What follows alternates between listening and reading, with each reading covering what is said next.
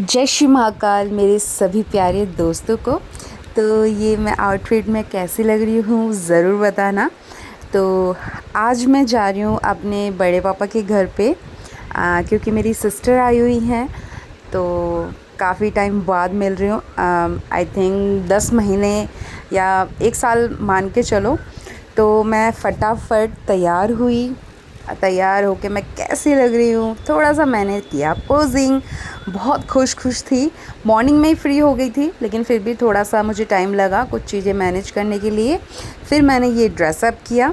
तो मैं कैसी लग रही हूँ प्लीज़ प्लीज़ प्लीज़ मुझे कमेंट्स करके ज़रूर बताना, ठीक है। और हाँ, मैं आज बहुत सारा एंजॉय करने वाली हूँ अपने सिस्टर के घर पे, ठीक है। घर का काम सारा फिनिश किया मैंने। देवर जी के लिए भी उनका लंच वगैरह पैक करके रखा।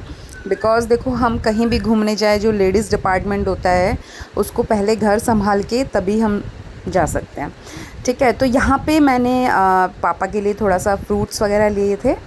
पापा क्योंकि अब उनकी एज हो गई है तो वो वैसे वाले फ्रूट्स नहीं खा सकते, तो मैंने उनके लिए तरबूज एंड खरबूजा लिया, सॉफ्ट वाला, ताकि वो खा पाएँ। तो उनकी यही डिमांड थी, तो मैंने कहा चलो ठीक है, लेके चलते हैं पापा के लिए। तो देख रही हो, जुल्फ़ों को लहराते हुए जा रही हूँ और अंदर से बहुत खुशी वाली फीलिंग हो रही है कि जाके मज़ेदार वाली मतलब ट्रीट मिलने वाला है। फिर बीच में मैं व्लॉग्स नहीं बना पाई थी बिकॉज़ हम इतने बिज़ी हो गए बातों में, गाँव की बातें कर रहे थे, हंस रहे थे, बहुत सारी बातें कर रहे थे, तो हम नहीं वो व्लॉग बना पाए। ये है मेरा भाई और ये है मेरी सिस्टर और ये है दाढ़ी जो मतलब मेरी सिस्टर के हस्बैंड, यानी कि मेरे जमाई मान के चलो, हाँ ना।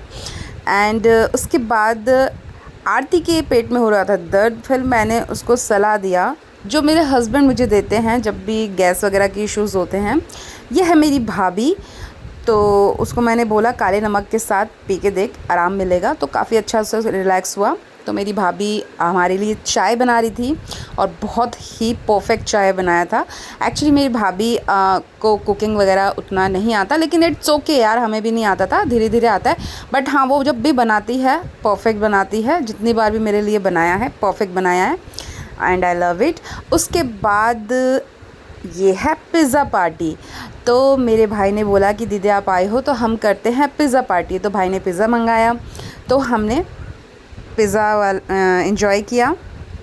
यहाँ मेरी सिस्टर बोल रही थी कि ये वो दीदी हैं जो बचपन में खो गई थी कुंभ के मेले में, ऐसा कुछ डायलॉग इसने मारा था। एंड ये दाढ़ी देखो, बिना टी शर्ट के बॉडी दिखा रहा था और मुझे बार बार बोल रहा था कि मैं कल से जिम जाऊँगा और मैं बॉडी बनाऊँगा दीदी की तरह। तो यही सारी बातें हो रही थी और हम बहुत इन्जॉय कर रहे थे।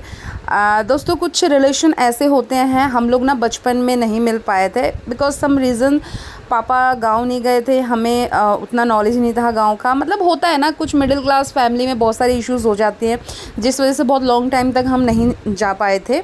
तो उसके बाद हम मिले थे अप्रॉक्स 22-24 साल बाद, लेकिन 20-22 साल बाद मिल रहे हैं। तो ठीक है, प्यार कभी भी कम नहीं हुआ, अभी भी है। मैं कभी कभी जा पाती हूँ, लेकिन बहुत अच्छा ट्रीट मिलता है। बस मुझे यहाँ पे मैं जो है अपनी मम्मा को मिस कर रही थी, बड़ी माँ को।